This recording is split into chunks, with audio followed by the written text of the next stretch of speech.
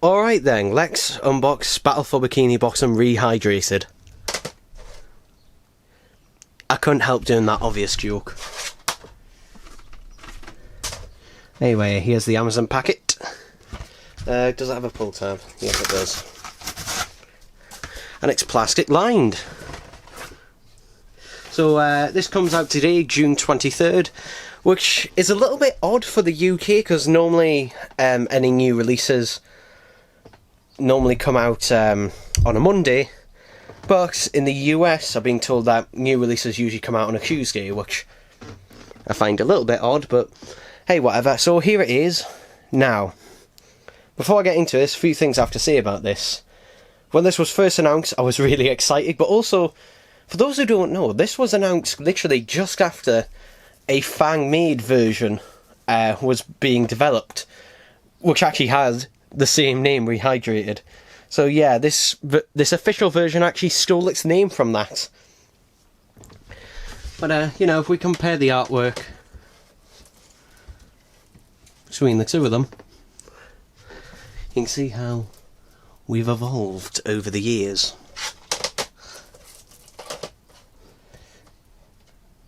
To be honest, I prefer the back of this one. It just looks more exciting than that. That just looks kind of, I don't know, just a little bit boring. But I have seen gameplay and various other features. But something that I am annoyed about is, from what I gathered, the robot Squidward, which was cut content from the original, you don't actually fight it directly. It's only available in, what's it called? Battle Royale mode or something like that, the multiplayer mode. Which is annoying, so they didn't actually remake that level properly, like, actually remake the boss battle from the original concept art. And the same goes for Patrick's Dream and Glove World, at least from what I'm aware. Also, a little bit worryingly, there's a day one patch because there was reported quite a few glitches, particularly with the Nintendo Switch version. So yeah, actually I'm just going to read about that. But as I said, I could be wrong. But let's actually get into the unboxing itself. Now, when this game was actually announced, when we first actually saw some of the footage from this game, and I thought that is far too saturated. And they have toned the saturation down. I still think that some of the bits are just a little bit too bright. For example, I think Rock Bottom and the Flying Dutchman's Graveyard, they're a little bit too bright.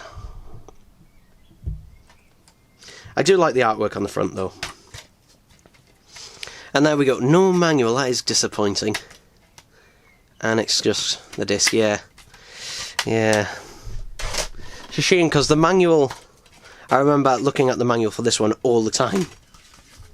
And something I do like, which you couldn't really do for this one, but if we just go through the manual on the original, it goes through each of the levels. But I remember always getting to the chum bucket. Yeah.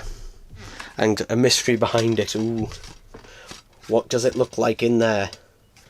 Of course, this was actually teased in several teasers, but I didn't know that at the time. But this one, no real mystery. In fact, if you've got the Switch version, it actually shows Robot Spongebob on the box art.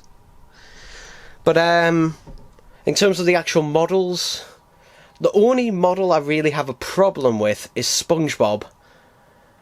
And I think the problem is I was trying to think, what is the problem with Spongebob? Because it just looks like there was just something slightly off, and then I realised what it was after a while. It's the eyes. The eyes are not actually rounded, they're pretty flat. And that's, I think, why he looks a bit off to me. Also, they tried to make him look extremely cutesy, I think is the term for this. So, yeah, it was just something that just makes him look more like a plush toy than, you know, an actual character model. But who knows? To be honest, you're looking at him from behind most of the time anyway, so we'll see. As long as it plays in that, like the original, then hopefully it should be good. Excuse me. Now, Battle for Bikini Bottom is one of my favourite games. Legitimately. I'm not a gamer. I'll admit that I'm not a gamer. But the games I do have, I play extensively. It's not my favourite game for the PS2. That would be Sly 3. But still, really good, love this. The only reason though I think this one has gotten a remake is because Spongebob is still a recognised property that, you know, a TV show that is still going. And also, the third film comes out in August, so that kind of makes sense and why things kind of line up. But yeah, it's, to be honest, if you haven't played the original, then I would recommend it. And if you have played the original and enjoyed it, then, you know, I would recommend it. But again, holding things off until final thoughts. Yay!